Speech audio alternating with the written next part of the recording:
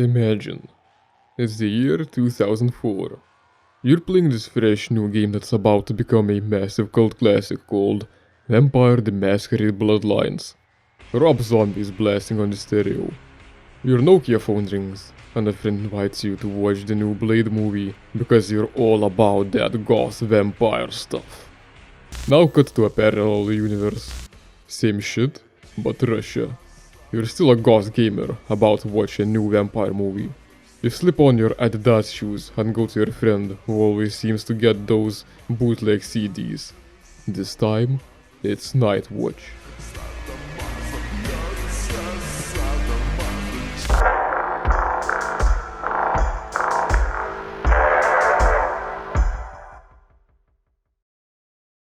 So, Night Watch doesn't seem to be much of a thing outside Russia. I've only fairly recently been informed of its existence, but I'm glad I have been.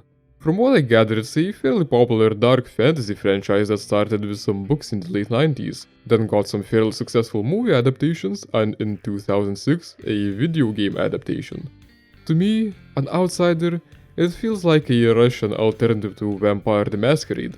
The whole series feel a little bit like the World of Darkness franchise, not only focusing on vampires, but all sorts of dark creatures like werewolves, shapeshifters, witches, and so on. Night Watch the game is a vampire-themed RPG, which already to me screams Vampire the Masquerade Bloodlines. But it's a tactical, party-based RPG where the vampires have thick Russian accents. I left my sausages on the stove. They're boiling over. They're going to explode. Also, just look at the game cover art. I have never read any of the books, but I have watched Night Watch the movie, and its sequel, Day Watch, before finding out that there is also a game. The movie did feel like the most 2004 thing possible. It was edgy, had a ton of hard rock playing, punky outfits, those speed sunglasses. The special effects were surprisingly neat. The whole thing could have been written a bit better, but hey, where else are you going to see dudes successfully pulling off a front flip with a bright yellow bus?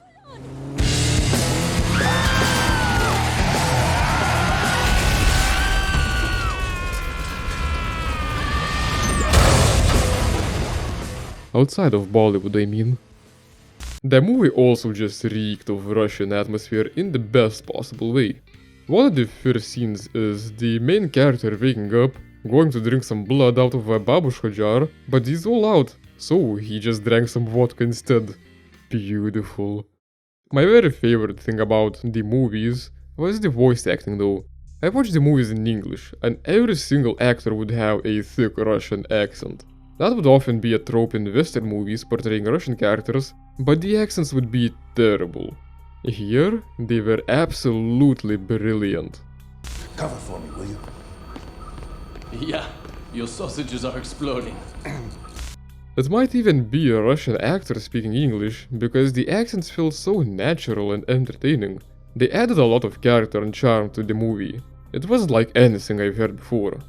I was extremely happy that the game retained that very same style of voice acting, and in decent quality too, even if the translation wasn't always perfect. Walk away now, or I'm popping your head off like a cork and serving your blood with a nice liver and some fava beans. What about the actual game though? Well, I guess I could start by mentioning that it's not necessarily for everyone. If you like slower tactical RPGs like me and don't mind the jank, then great. If not, it might feel a bit like a slog.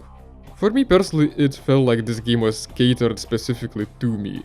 It had many features I appreciate a lot in games.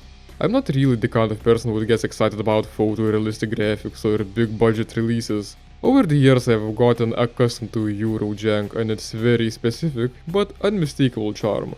Night Watch has it. It's also dark fantasy themed and has hard rock blasting in the background. That's some more huge pluses. And the dialogues would always be a joy to listen to. Calling 13. This is 6. 6 requesting backup. What? Who's drunk? I'm not drunk. I'm calling 13. Wrong number. Piece of crap radio. 13. I need backup. What? What do you mean wrong number? Son of a bitch. I need backup down here, right now. When it comes to the gameplay, if you've ever played a turn-based tactical RPG before, you'll know exactly what to expect in Nightwatch. By the way, small bit of trivia. Nightwatch was made using Silent Storm engine, which later has been modified and used for Heroes of Might and Magic 5, which I would consider one of the best games in already great franchise. So what do you know? The gameplay loop is fairly simple. There's some very minimal exploration and a lot of fighting. In a fight, each character has a certain amount of action points. You need action points to perform any action if that's not self-explanatory enough. They each have a health meter. If it runs out, they pass out. If you win a combat while having a dude down, they actually get up after it. And lastly, characters have energy points used for various skills and for staying in the gloom. Okay, now that's where it gets a bit more unique. Most of the fights take place in this dimension called the Gloom, which is invisible from the regular world and increases the powers of the supernatural beings that are referred to as others. When it comes to straight up mechanics, being in the Gloom increases the maximum amount of action points and overall power of the character, so you'll want to stay there. But every turn it would also drain energy, and when you run out of energy in the Gloom, it starts draining health. Some fights end up as fights of nutrition rather than punches this way, and honestly, it's pretty cool.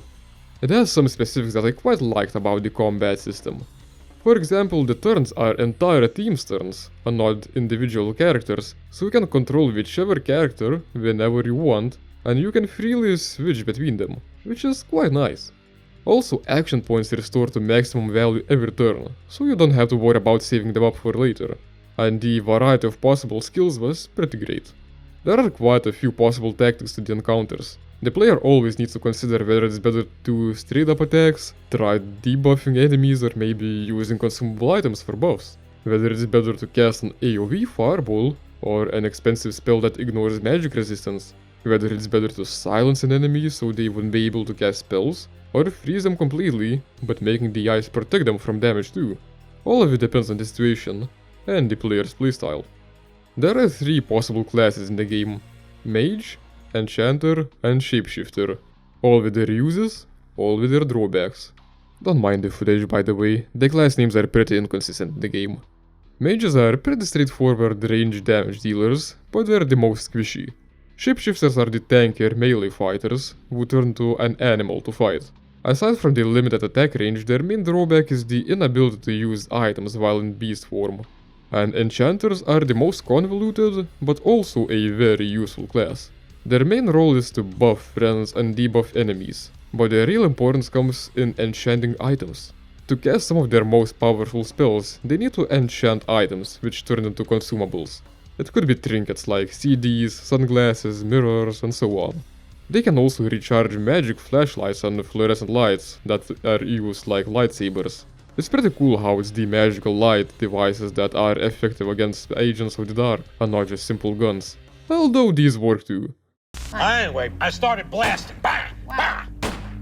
Most importantly, enchanters can create restoration items. Magic apples for health, and magic chocolate for energy. Don't ask how it works. Sugar rush, I guess. Those would be lifesavers while trying to outlast enemies in the gloom. There are of course plenty of flaws in a lower budget game like this. There is this annoying thing plenty of RPGs tend to do, where I have to pick a class before knowing how either of them work and what will I even need in the game. At least all of them ended up being useful. Some of the presentation related things would be a bit off, but more about that later. The physics in the game can both be great friend and a terrible enemy. There is this whole thing with destructible environment, which is really amazing, especially for an older game. Most objects can be broken by explosions or dudes falling on them. There would also be a funky ragdoll system, and then there are skills with knockback. Their main purpose is to fend off melee fighters or generally get foes into uncomfortable positions. Thing is, knockback skills are slightly broken. Sometimes you can knock down dudes by knocking another dude into them, but most of the time it won't work. Sometimes that skill does no damage, sometimes it does a massive amount of damage because the physics would flip out, making the body slide around all over the place knocking into various objects. Sometimes dudes would even clip through walls from the impact. I must admit that it was a great source of entertainment though.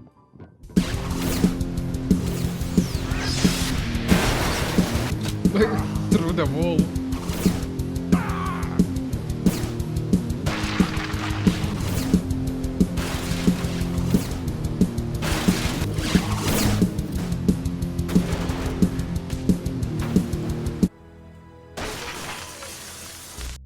The game itself is extremely linear, but I didn't mind the shorter, more streamlined experience. Not often do I have the energy for a 100-hour behemoth like Divinity Original Sin 2. And honestly, if the game was any longer it would have overstayed its welcome, because it also happens to be quite repetitive. The whole game is essentially a battle marathon, with the occasional cutscene to give some context. And the fights are not that varied either. It's mostly the same enemies over and over again, who happen to have the equivalent classes to the ones that are available to the player. Werewolves, vampires, sorcerers and dark mages. Yeah, you vampires sure suck alright. Even the bosses would mostly fall into one of those archetypes. They might just have some extra gimmick, like turning into Shrek, or needing me to beat them 5 times in a row. How many times do we have to teach you this lesson, old man? Speaking of bosses, the last fight in the game was a joke. It was mirroring the fights on the bridge from the movie, which were pretty iconic. It was a massive clash between like 20 dudes. But my characters would get frozen and would stay so the entire fight. I wouldn't be able to do anything, but being stuck in ice also means that the enemies can't punch through it, so I would barely take any damage. And the point of the fight is to survive a certain amount of turns, not to defeat the enemies. So it was the easiest fight in the entire game by far. There would be some rare occasions where the level would require me to do something a bit more interesting, but those moments would also feel pretty sucky. There was a stealth section because of course there was, and I would say it was the very lowest point of the game. The player is supposed to be hidden while in the gloom, but that didn't work all that well since the gloom only works in combat mode and deactivates automatically whenever you end turns while not being in a fight. There would be some maze-like sections that would just confuse me about what, where and when I'm supposed to do.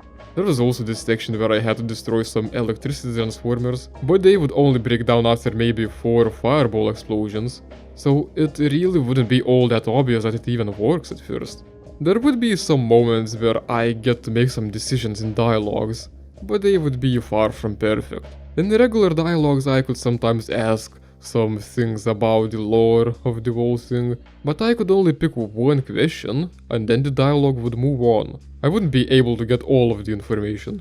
At least the main character seems to have seen the movie, so it's not a huge issue. How can you remember it? You weren't with us. I saw the movie. I think I even own the DVD. What are you talking about? While the game stands on its own, it does help to have seen the movie beforehand. There would also be dialogues that influence combat. For example, in the stealth section I can try to poorly impersonate a vampire and get into a fight. Ah, you got little fangs. Don't make fun.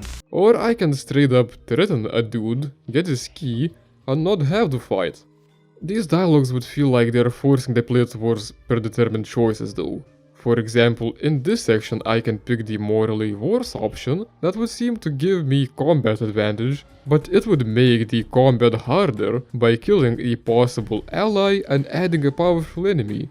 If I pick the other option, I get an extra party member and no more strong enemy. So the odds of the fight would be very different. At least I can claim that the combat in the game was surprisingly well balanced. I'm so used to these older janky games being half broken, completely unbalanced messes that would force me to find the path of least resistance by either cheesing some of flaws of the game for my advantage or straight up cheating. Meanwhile, the combat in Night Watch felt very tight the whole way through. It would always feel fairly challenging, forcing me to actually think about what I'm doing, utilizing the items I get and so on, but it would never feel unfair. Even the hardest encounters felt doable, even if not in the first attempt. I guess it makes sense that the game is decently balanced with the low variety of combatants, but I don't mind that whatsoever since I ended up enjoying the game more than I expected to. I wasn't suffering playing an old Eurojank game for once. When it comes to the presentation, the game is a bit of a mixed bag too. I cannot deny that there is plenty to like the voice acting I already mentioned for example.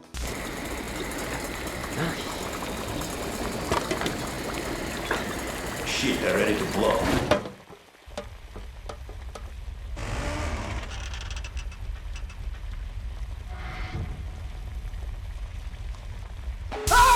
I would like the fact that most of the characters are not written in this generic, dramatic and serious way, but would rather constantly spit some snarky remarks and brutish insults. Combined with the accents, it would be very entertaining to listen to, and it would actually compensate for the slightly lackluster character development. For example, the main character falling deeply in love within several hours of being with this one girl he almost shot in the beginning of the game. The locations of the game would feel distinctly Russian, with these nasty apartment blocks and old cars and such. They might get a bit repetitive throughout the game, but hey, so is real life winter in Eastern Europe. It's all just shades of muddy grey, so it's pretty authentic.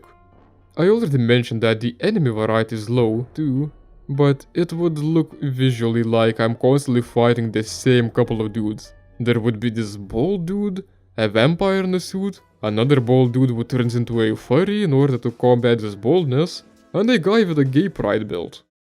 Huh, that's kind of uncharacteristic for Russia. The game is old, but the graphical fidelity is not the best even for the time. The levels would be pretty tiny, and everything outside them would be a pitch black void. Not even a skybox or anything. It wouldn't be a huge problem during the game, especially with the top-down camera angle, but it would look quite jarring during cutscenes with character close-ups in front of a pitch black background. I just constantly feel like something's missing. It could be argued that the game takes place during nighttime, but even nights are not that dark, especially with all the lights in the center of Moscow. Speaking of cutscenes, there would sometimes be short cutscenes with shots from the movie, but they would feel a bit out of place and wouldn't really tell anything. I guess they're just meant to set the mood? The sound design could be a tiny bit better too. Constantly fighting the same enemies made me tired of the same voice lines playing over and over again. The sound mixing could be off during cutscenes. The industrial rock soundtrack would be pretty banging, and I can confidently say that it doesn't get tiring throughout the whole game, no matter how repetitive it is.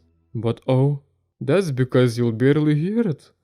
The cool combat themes cut out the moment you enter the gloom, and that's where the majority of the game is spent. I get that it's supposed to be this spooky dimension, but it would be nice to at least have the same song playing, but muffled. Also, the gloom looks way too bright in my opinion. The name of the gloom itself suggests that it's supposed to be dark. Lastly, I'd like to touch upon the plot a tiny bit, and while the game is not that story heavy, I won't be able to avoid spoilers for both Nightwatch, the game, and the movie. So if you want to desperately avoid those, skip to this timestamp.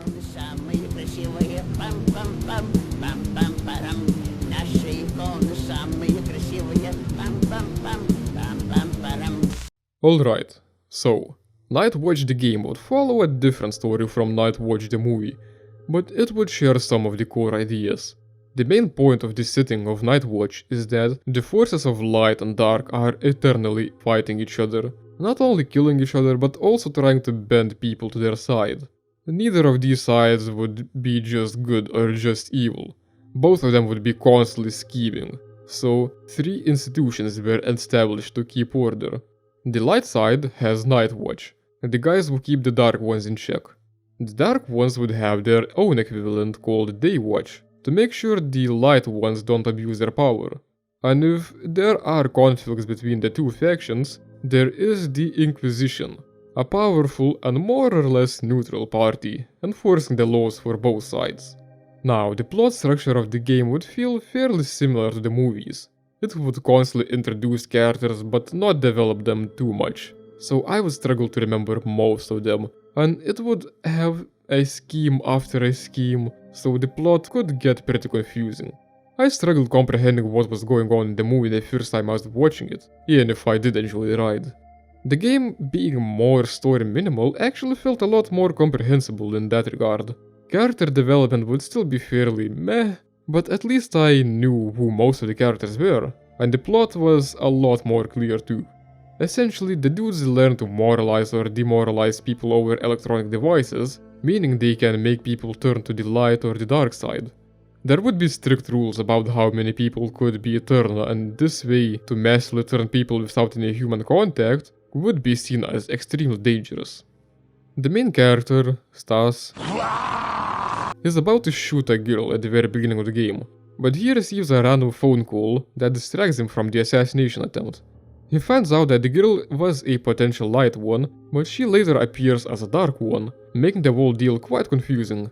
Skipping the details in between, it turns out that the dark side has managed to turn her to the dark, and is planning to broadcast a demoralization on TV during prime hours, just before influencing people using electronics is outlawed, so they would have a huge advantage moving on. It also turns out that the phone call Stas received wasn't random whatsoever. He was ordered to assassinate the girl, Anna, by the Dark Ones, and the phone call was an electronic moralization performed by the Light Ones. So Stas and Anna have both switched sides and are not fully loyal to either one. Also throughout the game there would be moments where the main character would conveniently receive help through mysterious ways, whether it's a spell no one casted or a phone call no one seems to have placed. The big plot twist is that the gloom has a will of its own, and is keeping balance between the light and the dark. In the very end, as the big bad Zavlov, who happens to look like the current Lithuanian president in Fishnet, is about to use an extremely powerful artifact and change the balance for good. Stas and Anna turn out to be pretty much agents of the gloom. They would see the greater good, rather than just be loyal to their faction's ideals. The artifact was a weapon that would behave differently depending on whether a light one or a dark one activates it. Stas and Anna, being somewhere in the middle, were able to destroy it by confusing the heck out of it. It might all sound like overly convenient Deus Ex Machina moments and Destiny bullcrap, but the way it is in this game, I actually liked it a lot. Both of the sides would seem kind of whack, both of them are constantly at war, and by saying constantly I do mean for hundreds, if not thousands of years. Therefore, it makes perfect sense that the gloom, this incomprehensible godlike force, is and has been keeping balance between the two sides. Neither can ever win. The world must go on in balance. Anyway, let's get the spoiler skippers back. Oh, that will leave a scar. Overall, I'd say Nightwatch was a pleasant game, even with all of its flaws. It stands its own both as a fairly decent tactical RPG and as a story. If you haven't seen the movie or read the books, the plot is still completely understandable and serviceable. And if you have at least seen the movie like me, it's nice to see some recurring characters, aside from all the new ones, and knowing a bit more about the setting. Fairly decent, if repetitive, gameplay aside, the game's atmosphere is incredibly charming. It felt like a total comfort zone to me, with the Eastern European environments, industrial rock, and crude jokes. If you're into the genre and don't mind some jank, I think I can recommend this overlooked game that is Nightwatch. Thank you for watching, and see you next time. Wait, there's another one?